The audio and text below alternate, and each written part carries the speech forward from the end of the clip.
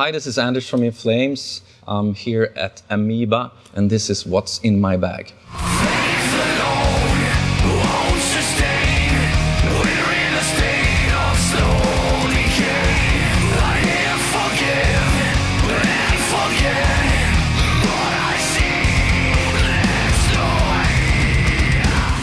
Well, let's start off. I don't really know what this is, which is really fun, because sometimes, or a lot of times, I just go by a cover, because I'm very curious kind when it comes to music, and I like sort of everything.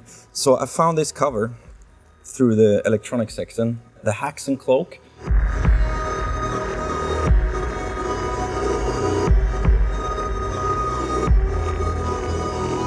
I just picked up my phone because I was super intrigued and started listening a little bit, and this is right up my alley. I've been listening to a lot of dark, ambient, electronic stuff, and this has a lot of those elements, which is awesome. And I'm super curious to get home to my vinyl player, sit on my favorite couch, and just, dive into this album. It feels very droney, very dark, and I think this artist, he's now doing game design or game soundtracks and stuff like that, which is also right up my alley. So I think I'm gonna love it.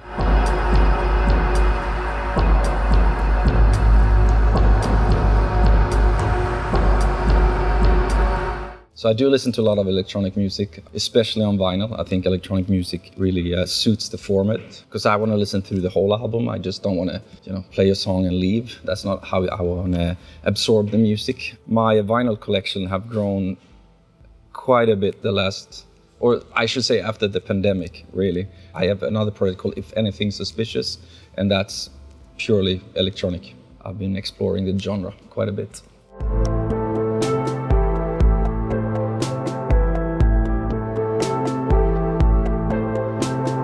Continuing with, I would say, electronic. This is Fever Ray from Sweden.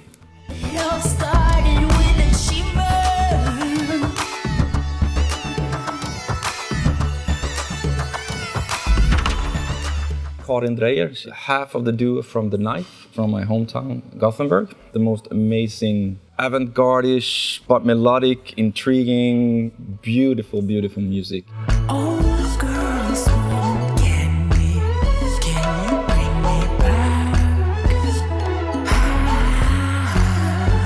Stage presence is just fantastic in the music, and as a person, it's just amazing. And there are collabs with Trent Reznor and Atticus Ross, which is obviously Nine Inch Nails is one of my favorite bands ever. This album is something I've been looking at for a while, and I got to Amoeba and I got to grab it, which is awesome.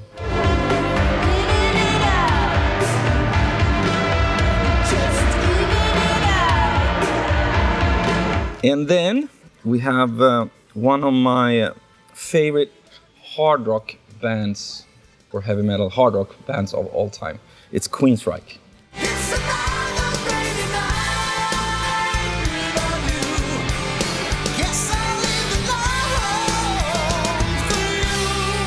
This is actually my second favorite album of theirs. Operation Mindcrime is, I think, the best hard rock album of all time. But Empire really helped me through school. I use a lot of music when I study, so I can sort of block out the noise, and this one helped me get some decent grades. Not that I've used them, because I'm here playing music, but whatever. My parents were wondering what I was doing, because I was jumping around to this music. But Empire is such a beautiful album.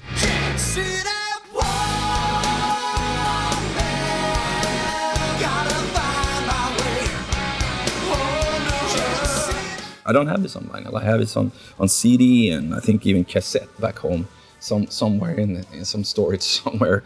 But it's an amazing, amazing album.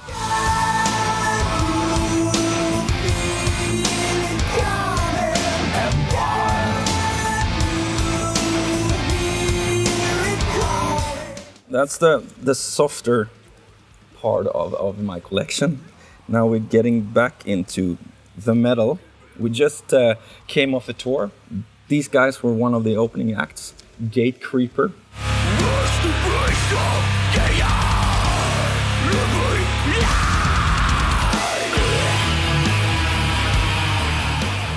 They're from Arizona, and they were great live too. So they're in your area.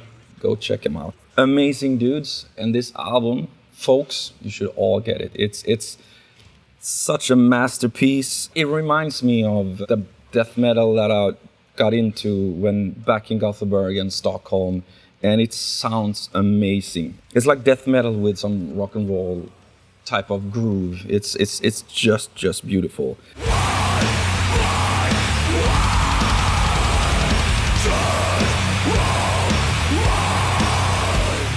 I'm so happy when I get to hear this because it shows that the legacy continues and then younger band comes and just take what we old men did back then and just perfect it and make it better. It's just amazing. You should really check this out. Gatecreeper.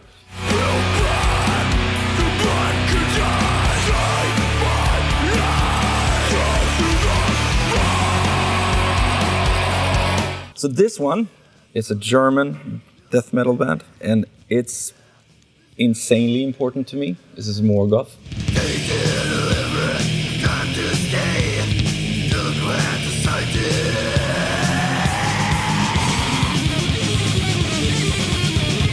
I just had to pick this up. One of the guitar players, Karsten Otterbach, he used to be a manager for us, and he was extremely important to In Flames. So just seeing this album, I really melt inside because this Karsten passed away a few years ago. He means so much to our career.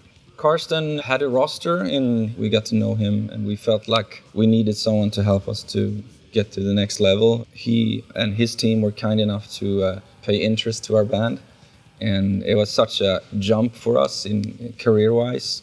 Just getting help to deal with all the bullshit that as a new band you kind of forget that it's important because you're just happy to put your name on a paper and get an album out. You don't really read the fine prints, you know.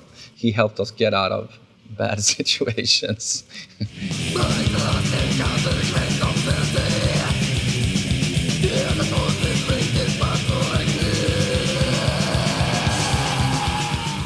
They remind me of the band Death, but in a European style. It's a fantastic piece of art, and if you have the chance to get it, I haven't seen it on vinyl in forever, and when I see these logos, I think about when I was younger and I didn't have a lot of money.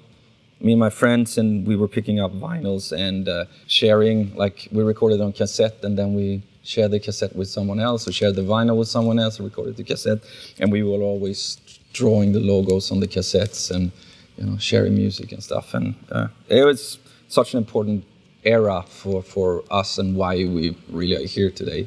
Go check it out, and a lot of love for Karsten.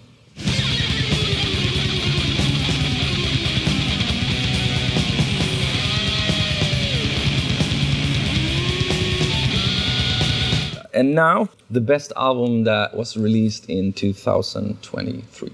This is Humanity's Last Breath from Sweden.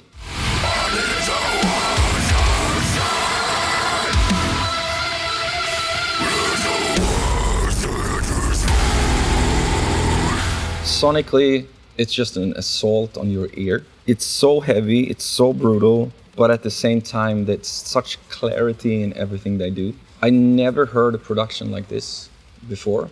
Every time I listen to it, I hear something new.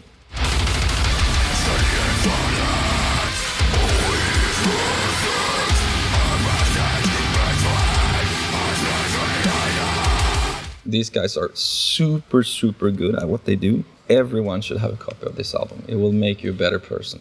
Since I don't buy a lot of heavy, like brutal music on vinyl, because at home I listen to jazz and electronic music, it has to be something really special.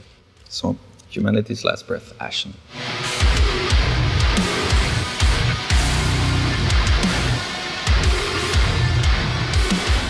Wonderful. Thank you so much for coming in today. Thank you very much for having me. This is far too easy. I could have gone, doing this for an hour and then just standing here talking about good music, and my bag will be way too heavy for me to take back to Sweden. So I stick with this for now. Thank you very much for having me.